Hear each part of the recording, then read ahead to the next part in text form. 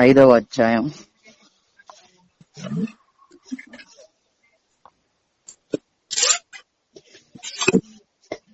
చెప్పండి. ప్రసంగి గ్రంథం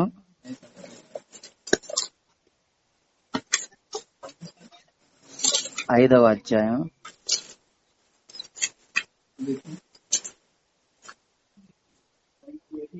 1 నుంచి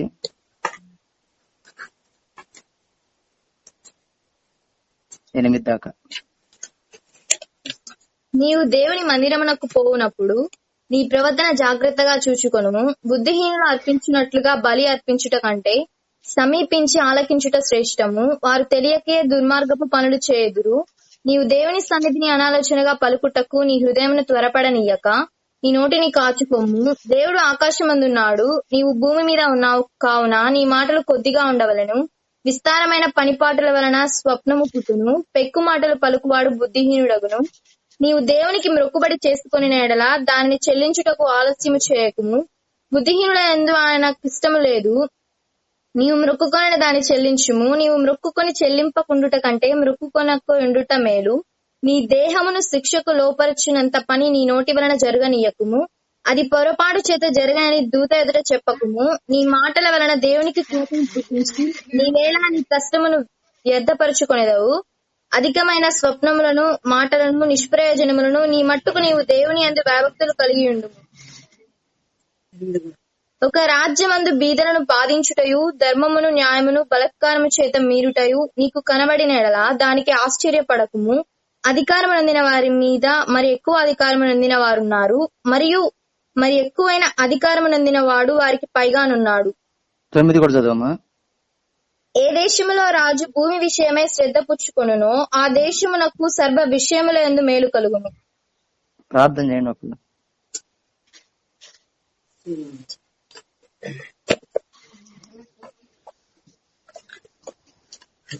పరిశుద్ధ తండ్రి, ప్రేమ గల ప్రభా, జీవము గల తండ్రి, కనికరం గల ప్రభా, మహిమ గల రాజా, యుగ యుగాలు జీవిస్తున్న దేవానికి స్తుతులు స్తోత్రం చెల్లిస్తున్న ప్రభా. దేవా, ఇంతవరకు నాయన మమ్మల్ని కాచి కాపాడి సజీవులకు ఉంచినందుకు నీకు వందనాలు చెల్లిస్తున్నాను ప్రభా. ఈ రాత్రి కాల సమయంలో నా ప్రభా, నీ బిడ్డలమైన మేము అయ్యా నా తండ్రి, నీ వాక్యాన్ని వినటానికి నీ సన్నిధిలో మేము కూడి ఉన్నాం ప్రభా. నాయన సెల్ ఫోన్ కాన్ఫరెన్స్ ద్వారా నాయన ప్రతి కుటుంబంలో దేవా కూడిన ప్రభా మరి సిద్ధంగా ఉంటున్నాం తండ్రి. నీ దాసుని నిసులు చోటను మరుగు చేసి మీరే మాతో మాట్లాడమని ప్రార్థిస్తున్నాను ప్రభా. సహాయం దయచేయము దేవా, నీ సన్నిధి మాకు తోడుగా ఉంచాం ప్రభా. నాయన మీరే మాతో మాట్లాడి మమ్మల్ని తెప్పరిల్ల చేయము, విశ్వాసంలో బలపరచము దేవా, నిరీక్షణ దయచేయము, కనికరించము ప్రభా. నా తండ్రి, నా ప్రభా, ఆత్మీయంగా మమ్మల్ని స్థిరపరచము, తృప్తిపరచము దేవా. నీకు వందనాలు స్తోత్రం చెల్లిస్తున్నాను. కూడి ఉన్న ప్రతి బిడ్డను మీరు దీవించు దేవా. మేము మమ్మల్ని ఇటు చూడక నీ వైపు చూడటానికి సహాయం దయచేయము. నీ వాక్యాన్ని హృదయంలో భద్రపరచుకుని కృపను మాకు అనుగ్రహించమని ప్రార్థిస్తూ సహాయం దయచేయమని నా ప్రభువైన యేసుక్రీస్తుని బట్టి అడిగి వేడుకుంటున్నాను తండ్రి. ఆమేన్. ప్రసంగి గ్రంథం 11వ అధ్యాయం మనం ధ్యానం చేసుకుందాం. ఈ రోజు 5వ అధ్యాయాన్ని ధ్యానం చేసుకుందాం. మొదటి వచనాన్ని చదవండి. నీవు దేవుని మందిరమునకు పోవునప్పుడు నీ ప్రవర్తన జాగ్రత్తగా చూచుకొనుము. బుద్ధిహీనులు అర్పించినట్లుగా బలి అర్పించుట కంటే సమీపించి ఆలకించుట శ్రేష్టము. వారు తెలియకే దుర్మార్గపు పనులు చేయుదురు. చాలమ్మా. నీవు దేవుని మందిరమునకు పోవునప్పుడు నీ ప్రవర్తన జాగ్రత్తగా చూచుకొనుము. రెఫరెన్స్ అవసరం లేదు గాని హగ్గయి 1:5-6 నీ ప్రవర్తనను గురించి ఆలోచించుకొనుడి అని ఉంది. మొదటి పేతురు 3వ అధ్యాయం 1-2 వచనాల్లో పవిత్ర ప్రవర్తన కలిగి ఉండాలని ఉంది. నీవు దేవుని మందిరమునకు పోవునప్పుడు నీ ప్రవర్తన జాగ్రత్తగా చూచుకొనుము. బుద్ధిహీనులు అర్పించున్నట్లుగా బలి అర్పించుట కంటే సమీపించి ఆలకించుట శ్రేష్టము. వారు తెలియకయే దుర్మార్గపు పనులు చేయుదురు. ప్రవర్తన విషయంలో మనం జాగ్రత్తగా ఉండాలి. బుద్ధిహీనులు అర్పించు బలులు ఎలా ఉంటాయంటే, కయీను అర్పణ, దేవుడు కయీనును అతని అర్పణను లక్ష్య పెట్టలేదు, హేబేలును అతని అర్పణను లక్ష్య పెట్టాడు. కయీను అర్పణ బుద్ధిహీనుని అర్పణ. కయీను అర్పణ, పరిసయ్యుని ప్రార్థన రెండు పనికిరానియే. మొదటి వచనంలో 3 మాటలు ఉన్నాయి, శ్రేష్టమైన మాటలు. మందిరానికి వెళ్లే మనము మన ప్రవర్తన జాగ్రత్తగా పరిశీలించుకోవాలి, చూసుకోవాలి. మన మాటలు ఎలా ఉంటున్నాయి, మన తలంపులు ఎలా ఉంటున్నాయి, మన నడక ఎలా ఉంటుంది. బుద్ధిహీనులు అంటే వాళ్ళ అర్పణలు ఎలా ఉంటాయి అంటే, 1 కయ్యూని అర్పణ, 2 పరిసైన ప్రార్థన. ఈ 2 బుద్ధిహీనులే.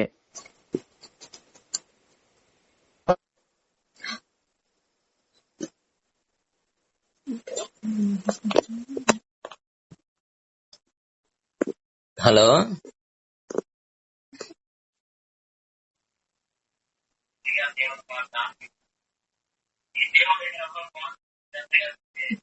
దేవుళ్ళన్నీ నీ మీదకు వస్తేనుంది. మొదటి వచనంలో మనం గుర్తుపెట్టుకోవాల్సిన 3 మాటలే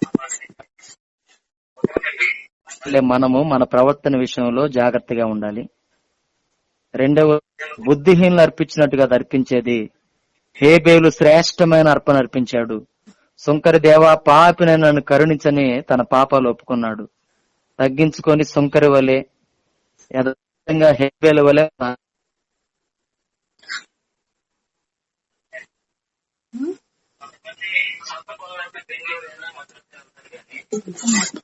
మందిరాన్ని రావడానికి ఇష్టపడరు. దేవుని మాటలు సమీపించి ఆలకించాల. అక్కడే 2వ వచనం చదవండి, ప్రసంగి 5:2. నీవు దేవుని సన్నిధిని అనాలోచనగా పలుకుటకు నీ హృదయంను త్వరపడనీయక నీ నోటిని కాచుకొమ్ము. దేవుడు ఆకాశమందున్నాడు, నీవు భూమి మీద ఉన్నావు, కావున నీ మాటలు కొద్దిగా ఉండవలెను. నీవు దేవుని సన్నిధిని అనాలోచనగా పలుకుటకు నీ హృదయము త్వరపడనీయక అనుంది.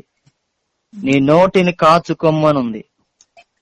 దైవ సేవకులు పెద్దలు ఏం చెప్పారంటే, నలుగురిలో ఉన్నప్పుడు నోరు కాచుకోవాలి, ఒంటరిగా ఉన్నప్పుడు హృదయాన్ని కాచుకోమన్నాడు.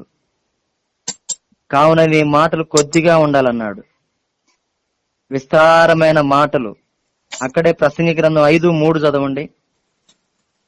విస్తారమైన పనిపాటుల వలన స్వప్నము పుట్టును, పెక్కు మాటలు పలుకువాడు బుద్ధిహీనుడగును. విస్తారమైన పనుల వలన కళ్ళు వస్తాయంట. పెక్కు మాటలు, నోరెక నాన్ స్టాప్, వసపెట్టల్లాగా ఉంటారు. ఇక ఏది అవసరమో దాన్ని మాట్లాడరు, నాన్ స్టాప్ గా మాట్లాడుతూనే ఉంటారు. వాళ్ళ గురించి బైబిల్ ఏం చెప్తుందంటే బుద్ధిహీనుడు అని చెప్తుంది. మన హృదయాన్ని త్వరపడనీయకూడదు, మన నోటిని కాచుకోవాలి. ఏ మాట పడితే ఆ మాట మనం మాట్లాడకూడదు. 7వ వచనం చదవండి, అక్కడే ప్రసంగి 5:7. అధికమైన స్వప్నములను మాటలను నిష్ప్రయోజనములు, నీ మట్టుకు నీవు దేవుని యందు భయభక్తులు కలిగి ఉండుము. ఇప్పుడు బైబిల్ చదవాలంటే ఇప్పుడు అందరు కళలు చదువుతున్నారు, స్వప్నాలు. కానీ బైబిల్ కళల దర్శనం కంటే శ్రేష్టమైన వాక్యం అని దేవుని యొక్క వాక్యం చెప్తుంది. పగటి కళలుగా అంటున్నారు. కయ్యూను పరిసయ్యులు అర్పణలు అర్పించారు గాని అది దేవునికి నచ్చింది కాదు. ఇక్కడ అధికమైన స్వప్నములు, మాటలు, అధికమైన మాటలు, నీ మాటలు కొద్దిగా ఉండాలన్నాడు. మత్తయి సువార్త 6వ అధ్యాయం 5-7 వచనాలు చూడండి.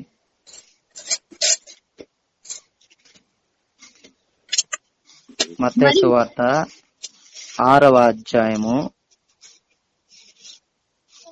5, 6, 7 వచనాలు. మరియు మీరు ప్రార్థన చేయనప్పుడు వేషధారుల వలె ఉండవద్దు, మనుషులకు కనబడవలని సమాజ మందిరములలోను వీధుల మూలలలోను నిలిచి ప్రార్థన చేయుట వారికి ఇష్టము. వారు తమ ఫలము పొంది ఉన్నారని నిశ్చయముగా మీతో చెప్పుచున్నాను.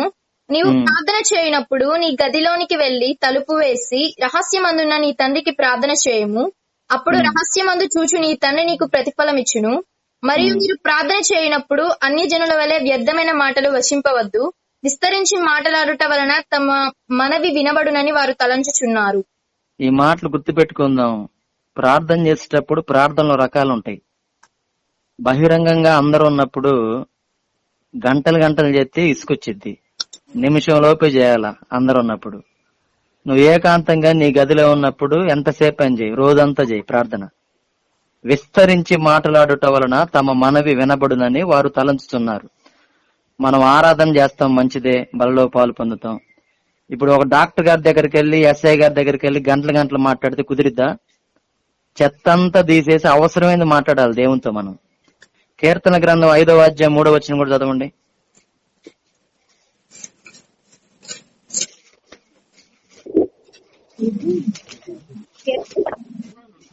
కీర్తన గ్రంథం 5వ అధ్యాయం 3వ వచనం. యెహోవా, ఉదయమున నా కంఠస్వరము నీకు వినబడును, ఉదయమున నా ప్రార్థన నీ సన్నిధిని సిద్ధము చేసి కాచి ఉందును. ఈ మాట అందరం గుర్తుపెట్టుకోవాలా. యెహోవా, ఉదయమున నా కంఠస్వరము నీకు వినబడును, ఉదయమున నా ప్రార్థన నీ సన్నిధిని సిద్ధము చేసి కాచి ఉందును.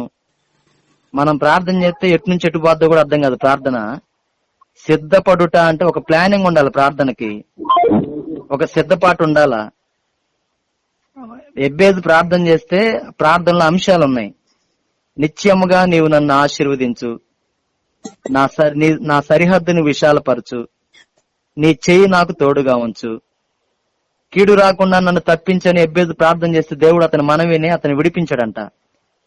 ప్రార్థన ఇప్పుడు పలానా వాళ్ళ కోసం చేయాలి, ఈ రోజు నా పనులు, ఒక ప్లానింగ్ ఉండాలి ప్రార్థనకి. విస్తరించి మాట్లాడతాం, ఏం చేస్తాం అర్థం కాదు. పేషెంట్ దగ్గర ప్రార్థన చేయమంటే ప్రార్థన ఆమెనంలో పేషెంట్ చచ్చిపోతాడు. ఇక అంతే.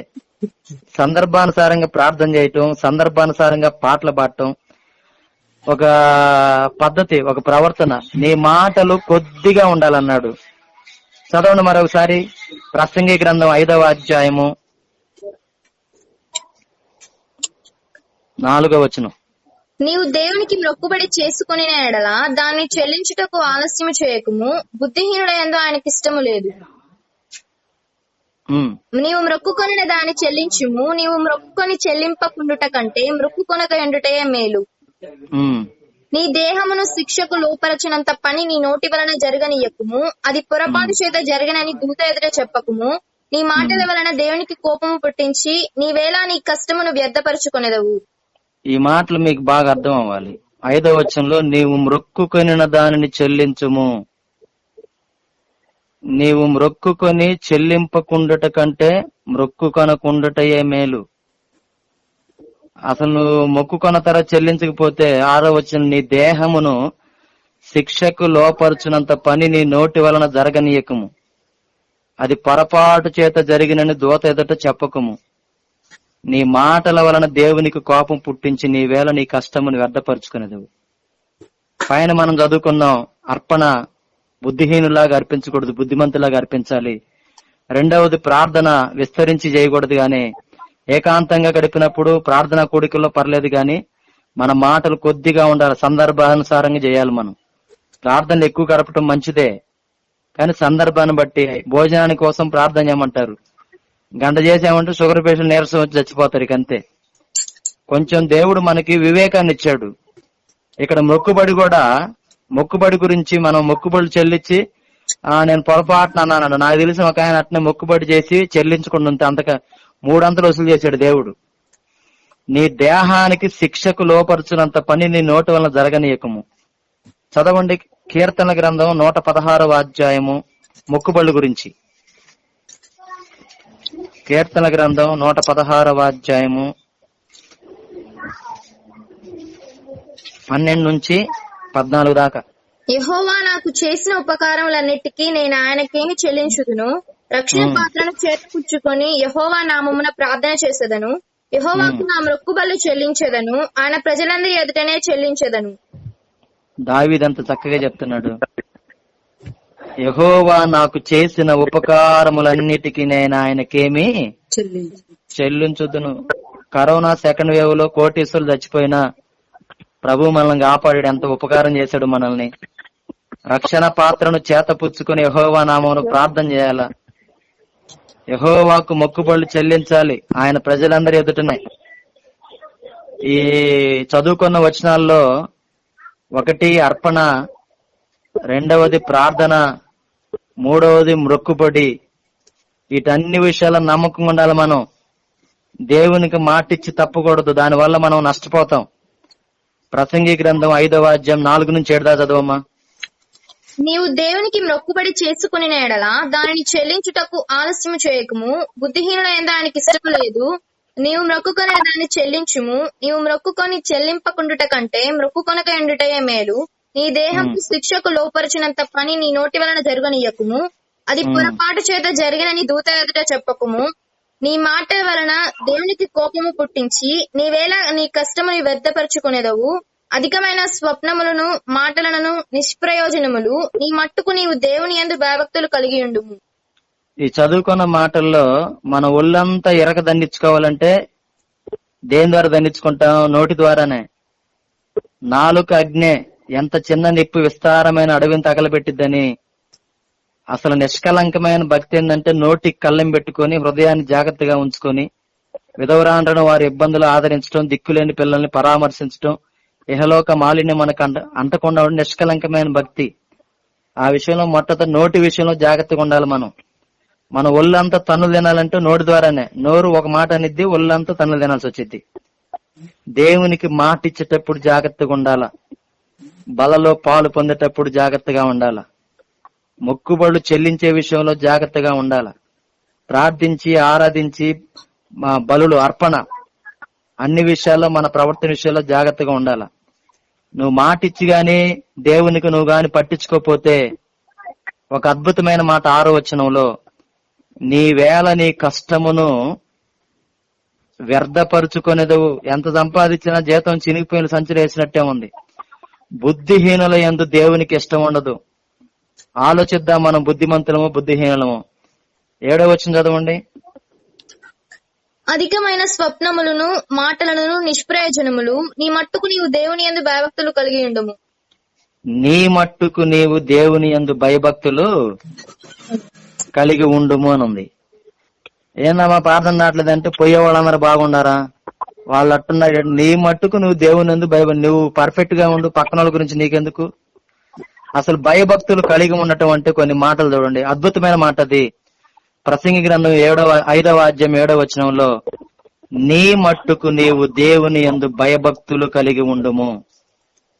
భయభక్తులు అంటే చూడండి కొన్ని మాటలు భయభక్తుల గురించి. ఒక 5 మాటలు చూపిస్తాను. కీర్తనల గ్రంథం 115వ అధ్యాయం 11వ వచనం. యెహోవా యందు భయభక్తులు గల వారలారా, యెహోవా యందు నమ్మిక ఉంచుడి, ఆయన వారికి సహాయము, వారికి కేడెము. యెహోవా యందు భయభక్తులు గలవారలారా, యెహోవా యందు నమ్మిక ఉంచుడి. భయభక్తులు కలిగిన వాళ్ళు ఏం చేస్తారంటే దేవుని యందు నమ్మకం ఉంచుతారు. దేవుడు వారికి సహాయముగా, వారికి కేడెం అంటే కాపుదల. ఈ కరోనా సెకండ్ వేవ్ లో నిన్న ఫేస్బుక్ లో ఒకటి చదివా.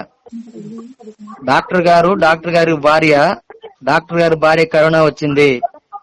అపోలో హాస్పిటల్లో జాయిన్ చేస్తే డాక్టర్ అమ్మ గారు చచ్చిపోయారు. 56 లక్షలు బిల్లు వేశాడు. గుర్తుపెట్టుకుందాం, మనం నువ్వు నేను కాపాడబడ్డామంటే దేవుడు మనకి కేడెముగా ఉన్నాడు.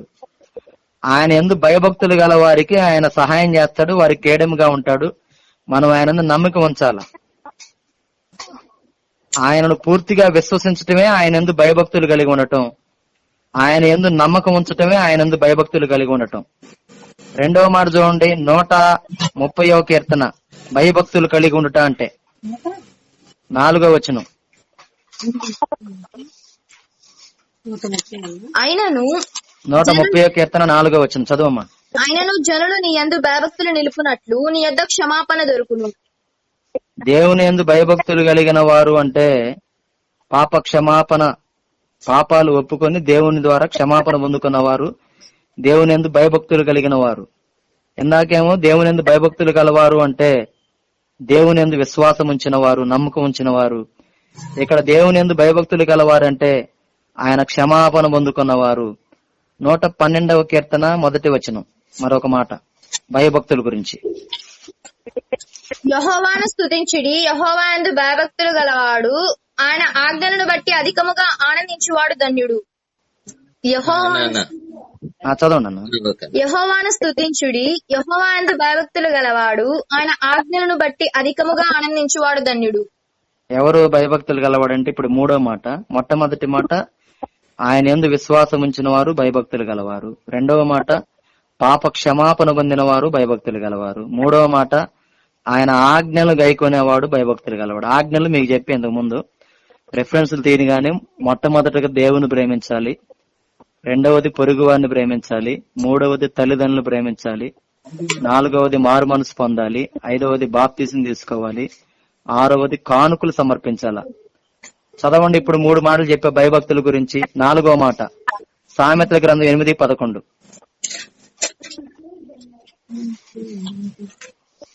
జ్ఞానము ముత్యముల కన్నా శ్రేష్టమైనది, విలువగల సొత్తేమియు దానితో సాటి కావు. 8:13 చదువమ్మా. యెహోవా యందు భయభక్తులు కలిగి ఉంట చెడుతనమును అసహించుకొనుటయే, గర్వము, అహంకారము, దుర్మార్గత, కుటిలమైన మాటలు నాకు అసహ్యములు. అంటే భయభక్తులు కలిగిన వాళ్ళు చెడుతనాన్ని ఏం చేస్తారు? అసహించుకుంటారు. వాళ్ళు గర్వం ఉండదు, అహంకారం ఉండదు, దుర్మార్గత ఉండదు. గర్వపడ్డారు అంటే నాశనానికి ముందు గర్వం నడుచును. దేవుని బిడ్డలు తగ్గింపు ఉండాలి, గర్వం కాదు. ఇప్పటికి 4 మాటలు చెప్పాను.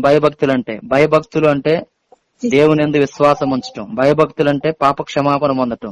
భయభక్తులు అంటే ఆయన ఆజ్ఞలందు ఆనందించటం. భయభక్తులు అంటే చెడుతనాన్ని అసహించుకోవటం. 5వ మాట చూడండి, నీ మట్టుకు నీవు దేవుని యందు భయభక్తులు కలిగి ఉండు. పర్సనల్ గా చెప్తున్నాడు ప్రతి ఒక్కళ్ళు. 147వ కీర్తన 11వ వచనం. తన యందు భయభక్తులు గల వారి యందు, తన కృప కొరకు కనిపెట్టు వారి యందు యెహోవా ఆనందించువాడై ఉన్నాడు. ఏమా? తన యందు భయభక్తులు గల వారి యందు, తన కృప కొరకు కనిపెట్టు వారి యందు యెహోవా ఆనందించువాడై ఉన్నాడు. అంటే భయభక్తులు గలవారు ఎవరు అంటే ఆయన కృప కొరకు కనిపెట్టుకునేవారు. కరోనా వచ్చి దాదాపుగా 1000 మంది పాస్టర్లు చచ్చిపోయారు. దేవుడు తన కృప మన మీద ఉంచి మనల్ని కాపాడుతూనే ఉన్నాడు.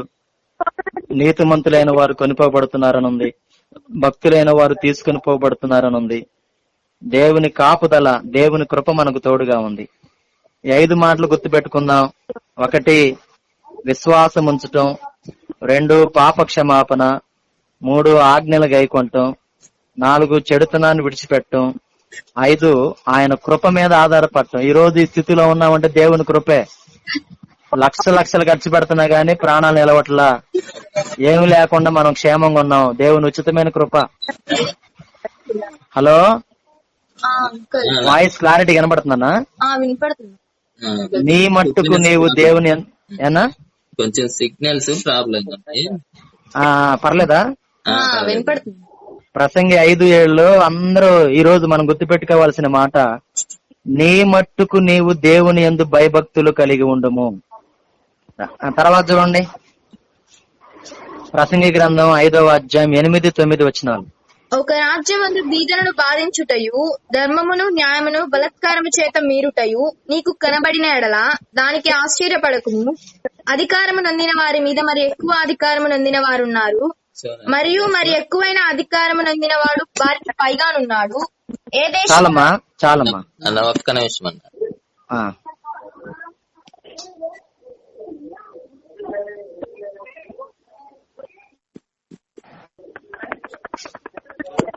ఓకేనా,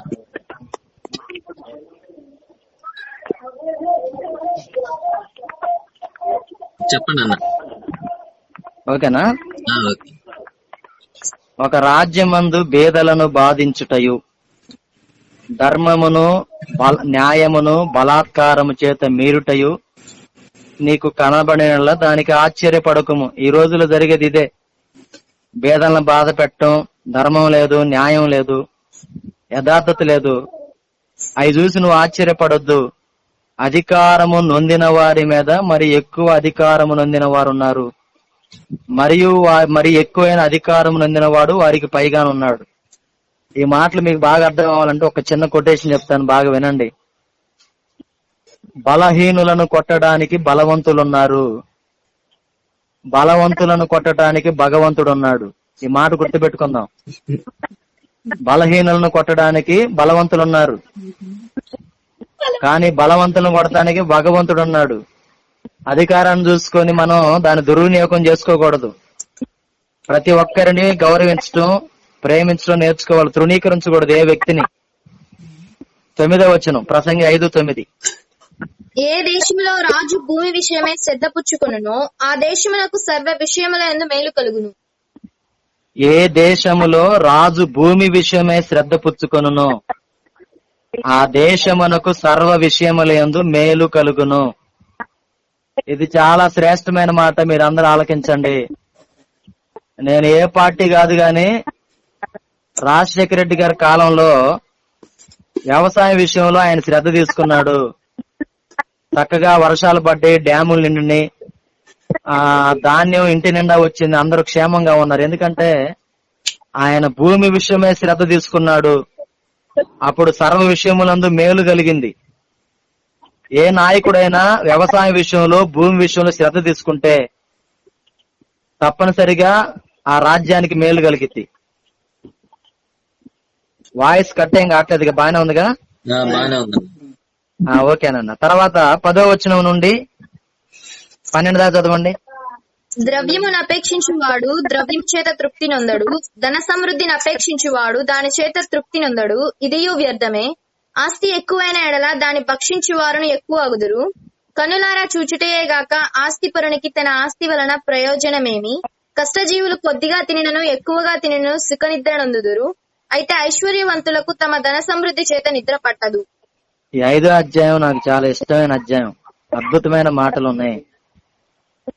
ద్రవ్యమును అపేక్షించువాడు ద్రవ్యము చేత తృప్తి నొందడు. ద్రవ్యం అంటే డబ్బే. ఆకలి అవుతుంది, 500 రూపాయల కాగితంలో 10 తిన్నా కానీ కడుపు నిండదు, అన్నం తినాలా. డబ్బుతో బతుకుదామని చూస్తుంది లోకం అంతా. ఇందా చెప్పాను, 55 లక్షలు ఖర్చు పెట్టారు అపోలో హాస్పిటల్లో, డాక్టర్ గారు బ్రతకలా. మన డబ్బు మనల్ని కాపాడదు, దేవుడే మనల్ని కాపాడేది. ధన సమృద్ధిని, ఇప్పుడు ధనమాయలో పడి దేవుణ్ణి మర్చిపోతున్నారు. దేవుణ్ణి, మందిరాన్ని, కుటుంబాన్ని నిర్లక్ష్యం చేస్తున్నారు డబ్బు సంపాదనలో పడి. పిల్లల్ని కూడా ఎండమాములను పట్టుకోవాలని పరిగెత్తుతున్నారు, దొరకదు. దురాశ ద్వారా ఎప్పటికీ తృప్తి ఉండదు. ఎంత ఆస్తి ఉన్నా గానీ దేవుడు ఉంటేనే మన జీవితాలకు తృప్తి. ప్రసంగి గ్రంథం 5:11 చదవండి. ఆస్తి ఎక్కువైన ఎడల దాన్ని భక్షించు వారును ఎక్కువ అగుదురు. కన్నులారా చూచటయే గాక ఆస్తిపరునికి తన ఆస్తి వలన ప్రయోజనమేమి? ఆస్తి ఎక్కువైనడలా దాన్ని భక్షించువారును ఎక్కువ అగుదురు. భక్షించువారంటే బెల్లం చుట్టూ ఏ ముసురుతి అంటే ఏగల ముసురుతి. చెరువులో నీళ్లున్నప్పుడు కప్పలుంటాయి, ఏమి లేనప్పుడు ఎవరుంటారు మన పక్కన. అట్లాగే ఆస్తి ఎక్కువైతే దాన్ని తినేవాళ్ళు ఎక్కువ అవుతారు. ఆస్తి ఎక్కువైన తర్వాత కన్నులారా బ్యాంక్ బ్యాలెన్స్ లను చేతితో లెక్కేసుకోవటం తప్ప దాని వల్ల ప్రయోజనం ఏమి లేదు. ధనము మంచి దాసుడే గాని మంచి యజమాని కాదు. 10,000 సంపాదించే వ్యక్తికి ఆశలు 20,000 ఉంటాయి. 50,000 వస్తే ₹1,00,000 కమిట్మెంట్స్ ఉంటాయి. డబ్బు మిగిల్చేది ఏంటంటే మనశ్శాంతి లేకుండా చేయటమే. కనులార చూడటం తప్ప దాని వల్ల ప్రయోజనం ఏమి లేదు. ప్రసంగి గ్రంథం 5వ అధ్యాయం 12వ వచనం. కష్టజీవులు కొద్దిగా తినను ఎక్కువగా తినను సుఖనిద్ర నొందుదురు. అయితే ఐశ్వర్యవంతులకు తమ ధన సమృద్ధి చేత నిద్ర పట్టదు. ఈ డబ్బు ఎక్కువ అయిన వాళ్ళకి మనశ్శాంతి ఉండదంట, నిద్ర పడదంట, టెన్షన్లే. డబ్బు ఉండటం తప్పు కాదు, డబ్బు సంపాదించడం తప్పు కాదు, ధనవంతుడిగా ఉండడం తప్పు కాదు. గాని ఈ డబ్బు మాయలో పడి మీరు దేవునికి సిరికిని దాసులుగా ఉండలేరు అన్నాడు. డబ్బు మాయలో పడి దేవుని మర్చిపోతారు, డబ్బు మాయలో పడి మందిరాన్ని మర్చిపోతారు, డబ్బు మాయలో పడి కుటుంబాన్ని మర్చిపోతారు. అది కష్టం. ప్రసంగి 5:12. మరి ఏం చేయాలా? డబ్బు సంపాదించాలా వద్దా? డబ్బు కావాలా వద్దా? ప్రసంగి గ్రంథం 5వ అధ్యాయం 18 నుంచి 20 దాకా చదవండి.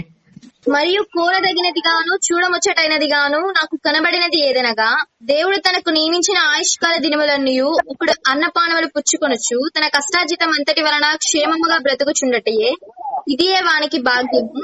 మరియు దేవుడు ఒకనికి ధనధాన్య సమృద్ధి ఇచ్చి దాని యందు తన భాగము అనుభవించుటకును అన్నపానములు పుచ్చుకొనుటకును తన కష్టార్జితమందు సంతోషించుటకును వీలు కలగజేసిన ఎడల అతనికి ఆ స్థితి దేవుని ఆశీర్వాదము వలన కలిగినదని అనుకొనవలెను.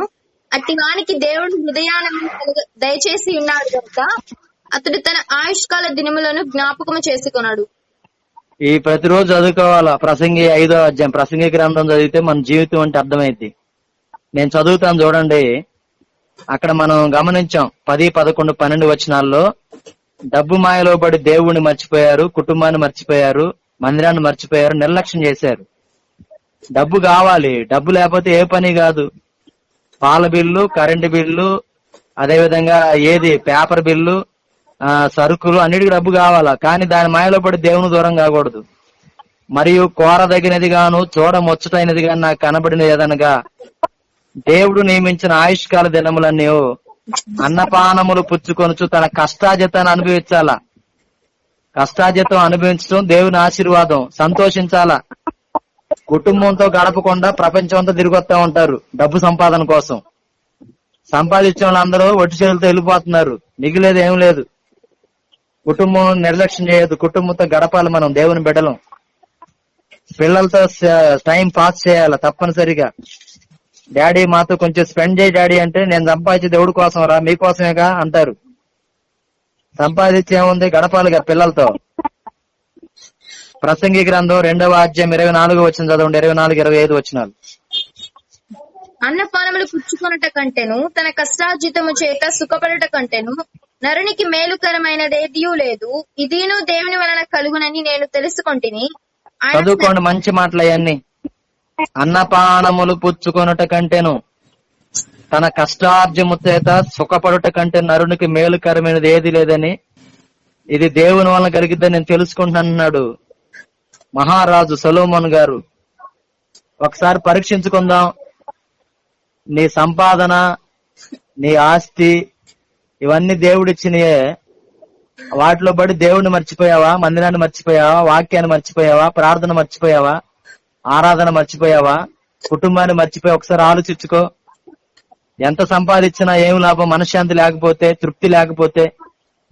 ఇప్పుడైనా దేవుడు మనకి సెలవిస్తా ఉన్నాడు, అన్నపానాలను పుచ్చుకోవాలి, కష్టాజితాన్ని అనుభవించాలా, ఫ్యామిలీతో స్పెండ్ చేయాలి, బిడ్డలతో గడపాలి, కష్టాజితాన్ని అనుభవించాలి. దేవుని ఆశీర్వాదం. దేవుడు తెలివిని ఆనందాన్ని కలగజేస్తాడు. 26వ వచనం చదవండి. ఏలయనగా దైవ దృష్టికి మంచివాడుగా నుండువానికి దేవుడు జ్ఞానమును తెలివిని ఆనందమును అనుగ్రహించును. అయితే దైవ దృష్టికి ఇష్టుడగు వానికి ఇచ్చుటకై ప్రయాసపడి పోగు చేయు పనిని ఆయన పాపాత్మునికి నిర్ణయించును. ఇదియు వ్యర్థముగాను ఒకడు గాలికే ప్రయాసపడినట్టుగాను ఉన్నది. దేవుడు జ్ఞానమును తెలివిని ఆనందాన్ని ఇస్తాడంట. అన్ని ఇచ్చేది ఆయనే. మీరు దేవునికి సిరికిని దాసులుగా ఉండలేరు అని ఉంది. దేవుని మర్చిపోతారు ధనం మాయలో పడి. దేవునికి భయపడుతూ లోబడుతూ సంపాదించాల.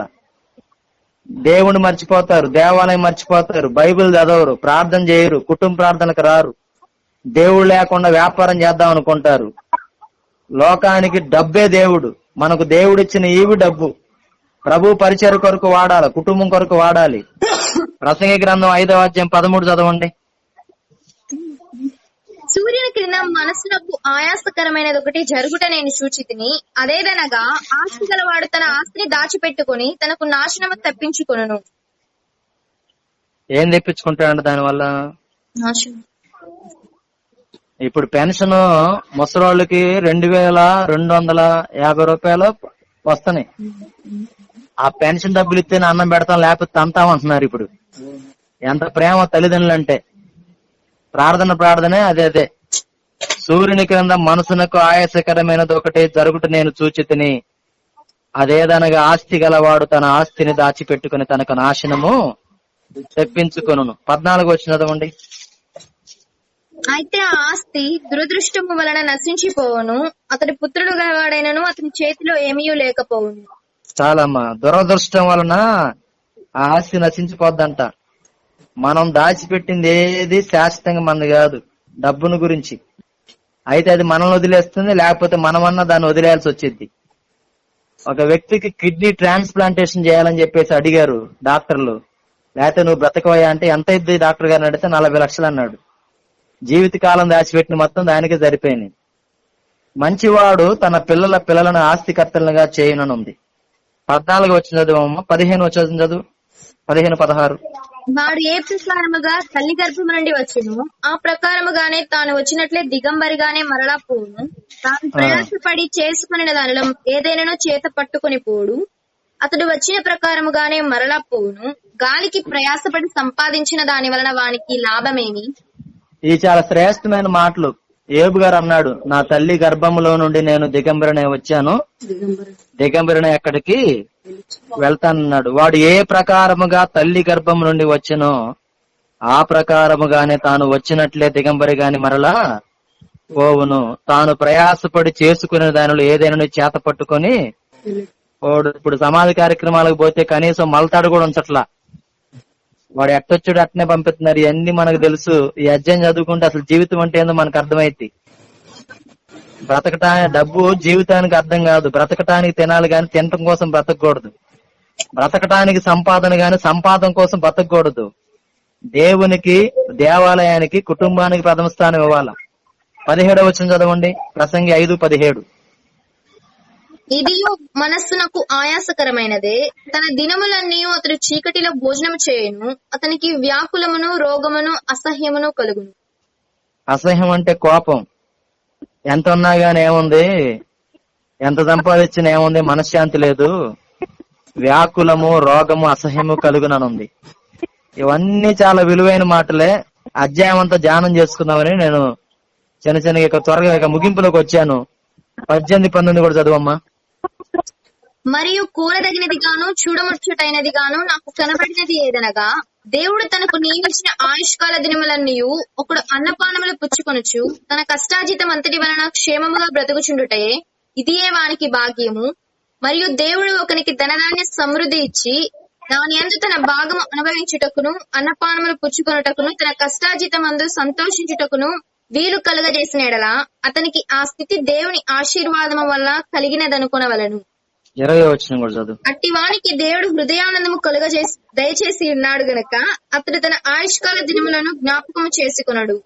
ఇక నేను ముగిస్తాను, జాగ్రత్త చూడండి. 18వ వచనంలో దేవుడు తన బిడ్డలకి ఏమిస్తాడంటే, 19వ వచనంలో ధన ధాన్య సమృద్ధి, ధనమిస్తాడు, ధాన్యం ఇస్తాడు, సమృద్ధిని ఇస్తాడు. 20వ వచనంలో ఏమిస్తాడు?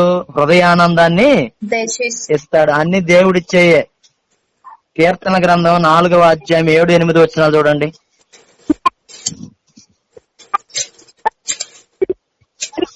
నాలుగవ అధ్యాయం 7-8 వచనాలు. వారి ధాన్య ద్రాక్షారసములు విస్తరించిన నాటి సంతోషము కంటే అధికమైన సంతోషము నీవు నా హృదయంలో పుట్టించితివి. ఏం పుట్టిస్తాడండి దేవుడు? అధికమైన సంతోషమును నా హృదయములో పుట్టించితివి. దేవుడు లేకపోతే మనశ్శాంతి ఏముంటుంది, సంతోషం ఏముంటుంది. ఎంత సంపాదించినా క్షేమం అనేది ఉండదు, ఆశీర్వాదం ఉండదు.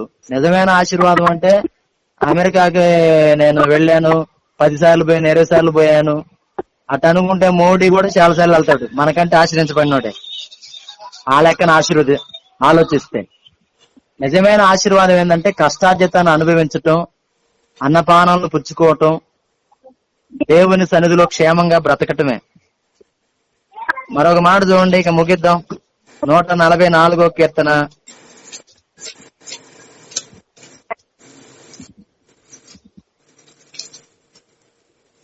15వ వచనం.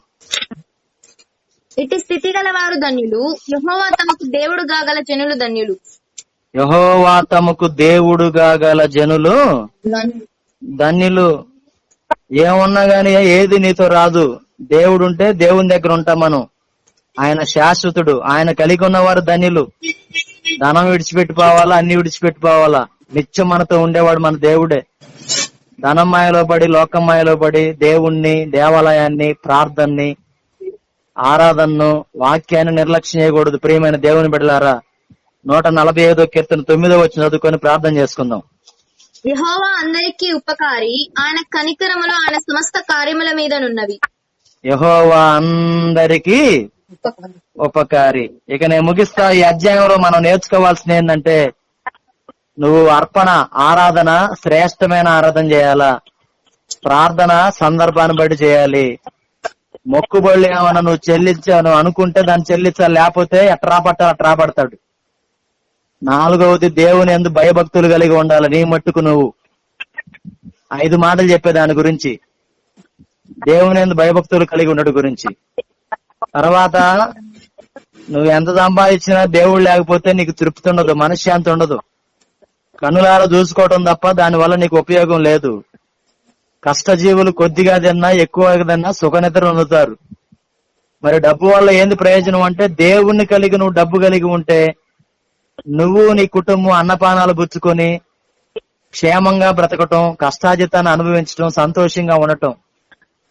దేవుని సన్నిధిలో గడపాలి, కుటుంబంతో స్పెండ్ చేయాలి, పొరుగు వారిని ప్రేమించాలి. ఈ ప్రసంగి గ్రంథం 5వ అధ్యాయం మరొకసారి చదువుకోండి. దేవుడి ఈ మాటలను దీవించి ఆశీర్వదించును గాక. ప్రార్థన చేసుకుందాం. ఒకళ్ళు ఏం ప్రార్థన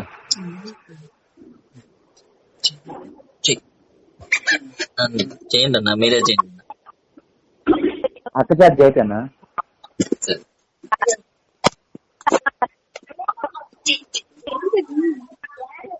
స్తోత్రం ప్రభా, మీకు వందనాలు. పరిశుద్ధరానికి స్తోత్రం, మహోన్నతానికి స్తోత్రం నాయన. దేవ ఈ రాత్రి కాల సమయంలో మేము పాసినదికి వస్తున్నాం ప్రభా, మీకు వందనాలు. దేవ ఈ కరోనా సమయంలో భయంతో భీతితో కలవరంతున్న సమయంలో నాయన మీ వాక్యం ద్వారా మేము ఆదరణ పొందుకోవడానికి నాయన తండ్రి మా జీవితాలను సరి చేసుకున్నాయన దినదినము సిద్ధపాటు కలిగి ఉండడానికి మీరు ఇచ్చిన కృపను బట్టి స్తోత్రాలయ్యా. ఇదిగో నాయన ప్రసంగ 5వ అధ్యాయంలో నాయన ఇదిగో నీ సన్నిధిలో నాయన చెప్పబడిన మాటల కొరకై స్తోత్రాలు చెల్లించుకుంటున్నాం ప్రభా, మీకు వందనాలు. దేవ ఇదిగో తండ్రి నాయన బుద్ధిహీనుడు అర్పించు నాయన అర్పణను అంగీకరించాలని సెలవిస్తున్నావు తండ్రి, నీకు స్తోత్రాలు. నీ సందులో నాయన నీ ఎందు భయభక్తులు కలిగి ఉండటానికి నాయన అయ్యా ఇదిగో మా మాటలు కొద్దిగా ఉండడానికి దేవానికి స్తోత్రం. నీ సన్నిధిలో నాయన నీకు స్తోత్రాలయ్యా. అయ్యా ఇదిగో తండ్రి నీకు స్తోత్రం నాయన. మా నోటితో పలికిన మృక్కుబడిని బట్టి నాయన దేహానికి శిక్ష తిప్పించుకునేంత స్థితికి తీసుకొచ్చుకోకుండా నాయన మీ సన్నిధిలో నాయన తండ్రి మీకు వందనాలు. అయ్యా కయ్యను అర్పణ అంగీకరించలేకపోయిన దేవానికి స్తోత్రం నాయన. ఇదిగో నీ సన్నిధిలో నాయన పరిశీలన ప్రార్థన వల్ల కాకుండా శంకర ప్రార్థన వల్ల నాయన నీ సన్నిధిలో మేము తగ్గించుకొని నాయన నీ సన్నిధిలో ఏ రీతిగా ప్రార్థించాలో సమయోచితంగా ఏ రీతిగా నాయన నీ సన్నిధిలో ప్రార్థించలేరు మాకు నేర్పించినందుకు నీకు వందనాలు దేవానికి స్తోత్రాలు. అర్పణ విషయంలో తండ్రి పవిత్రంగా ఉండడానికి నాయన మీరు కృప చూపినందుకని స్తోత్రాలు. దేవా మీకు వందనాలు దేవానికి స్తోత్రం. నీ సందులో నాయన అయ్యా ఇదిగో నాయన మా కష్టార్జితాన్ని బట్టి అనుభవించడానికి నాయన తండ్రి ధనధాన్య సమృద్ధిని మీరు మాకు అనుగ్రహించి దేవుడు నమ్ముచున్నాను తండ్రి, మీకు వందనాలు. అయ్యా మీరు ఈ సమయంలో మమ్మల్ని బ్రతికించి రక్షించి ఆదరించిన ఆయన దేవా మాకు ఇచ్చిన ప్రతి నాయన దాన్ని బట్టి నీ సందులో కృతజ్ఞతలు చెల్లించి దానికి తగిన కృప అనుగ్రహించండి తండ్రి, మీకు వందనాలయ్యా. మీరు చేసిన మేళ్ళన్నిటిని బట్టి నాయన అయ్యా ఏమిచ్చి నీ రుణాన్ని కూడా తీర్చుకోలేము తండ్రి, మీకు వందనాలు దేవానికి స్తోత్రం. ఆయన ఎన్నో లక్షల రూపాయలు వెచ్చించి హాస్పిటల్లో ములుగులుడుచున్నప్పుడు తండ్రి అయా చివరి సమయంలో వారు మరణిస్తున్నారు తండ్రి, మీకు వందనాలు. అయ్యా మీరు మా ప్రాణాన్ని కాపాడు ఇంతవరకు నాయన మీరు మమ్మల్ని రక్షించి ఆయుష్ పొడిగించి ఆరోగ్యం ఇచ్చిన ఆయన అయ్యా మేము మాటలు వినేదానికి మీరు ఇచ్చిన గొప్ప కృపను బట్టి స్తోత్రాలు. దేవాయ ప్రసంగ గ్రంథంలో 5వ అధ్యాయంలో చెప్పండి మాటలన్నిటి కొరకై స్తోత్రాలు తండ్రి, మీకు వందనాలు. అయా కృప చూపండి తండ్రి. అయా ధనం మీద లోకం వైపు నాయన లోకంలో ధనం వైపు చూడకుండా నీ వైపు చూడటానికి నాయన అయా కృప చూపని రాత్రి కాలపు దేవుళ్ళు తినమని యేసయ్య పరిశుద్ధ నామములో అడిగి పెడుకుంటున్నాం తండ్రి, ఆమేన్. మన తండ్రి అయిన దేవుని యొక్క ప్రేమ, మన ప్రభు అయిన యేసు క్రీస్తు యొక్క కృప, పరిశుద్ధాత్మ దేవుని యొక్క అన్యోన్య సహవాసం మనకును మన కుటుంబాలకును సార్వత్రిక సంఘములలో సకల పరిశుద్ధులకును తోడే ఉండును గాక. ఆమేన్. ఆమేన్. అందరికి వందనాలన్నా.